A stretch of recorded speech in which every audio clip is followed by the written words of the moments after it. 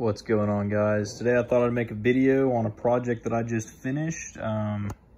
Recently I was given an Alice pack, just the bag, for free, and I decided, since I had some extra surplus lying around, I would kind of make that my own and try to make that my new rig as far as, you know, I guess a budget build for a good rucksack.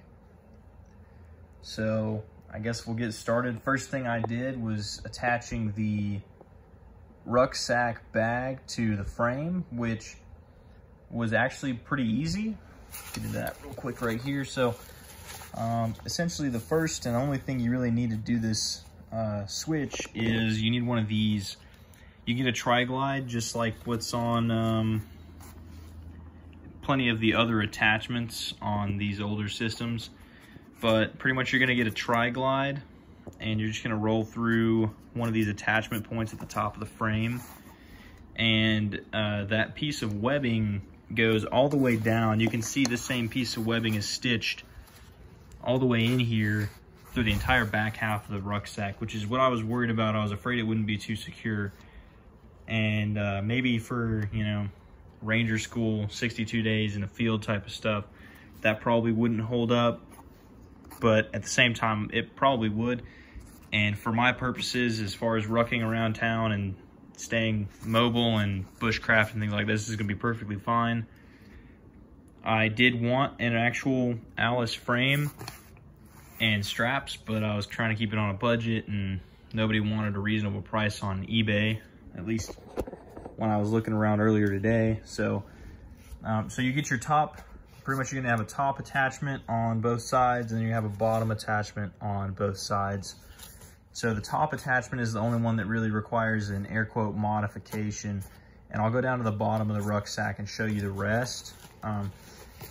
You move into down here, the actual normal Alice attachments. I'll unbuckle this waist strap here. The normal Alice attachment is just right here, and it's just like a normal pack. So nothing's gonna change as far as your lower side, and that's plenty of support there. I will say I was very hesitant to butcher this pack to do anything. So I had to double check myself anytime I did anything. And so the other upgrade that I have on here goes into these straps. And so moving into that, these older metal tri-glide tightening retention straps, these things right here, they're great, they're very strong, and that's a good thing, but it also makes it pretty difficult. I don't have a before picture or video of how this system works, but essentially without adding these buckles, you have this strap. You can pretty much make this strap longer so that you can push them to the side to get into your pack. And that's how the system works. It's very good. It's very secure. However, as one can imagine, it is not good for speed getting in and out of your rucksack.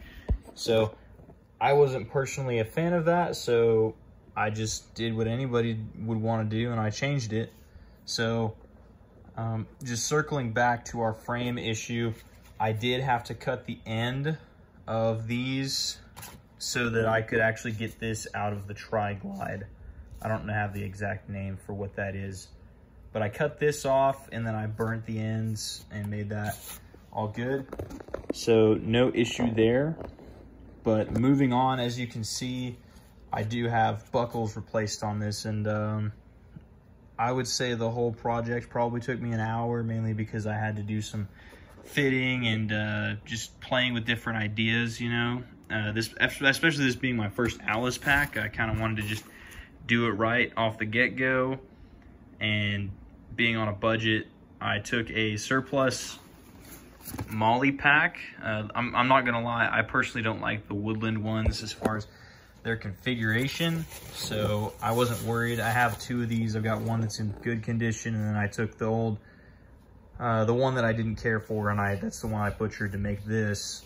And so I took the bag off, and that's where I was able to get these and it's where I was able to get the Fastex buckles. And the Fastex buckles are pretty self-explanatory. The main thing here is that I did arrange this so that if this were to break, I could return to the stock configuration of the rucksack. So if you look down here, pretty much I just looped it through once, and this is a non-adjustable female on the rear, on the lower side. So all my adjustment comes from the top if I want to do that, if I need to put more stuff up there and that sort of deal. So, but essentially this top strap does not have a buckle of any kind in the stock configuration, and it just does exactly what this has done all by itself. So I cut this female strap off with the buckle, and I installed them as one normally would, and that did not create any issue. I like to take my things up and they can look nice, so that's the only other thing I really did to this setup myself.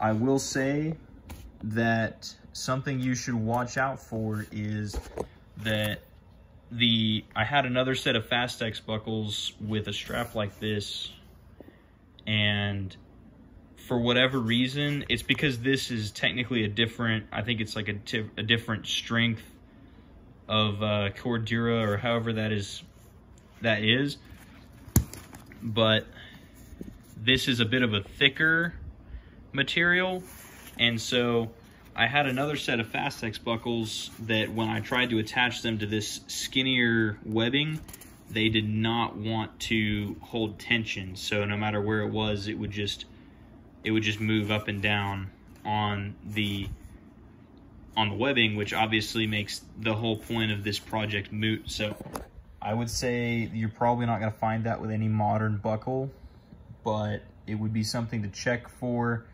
I was very hesitant to butcher that other rucksack, is the only reason I say that. So that's why I did it that way.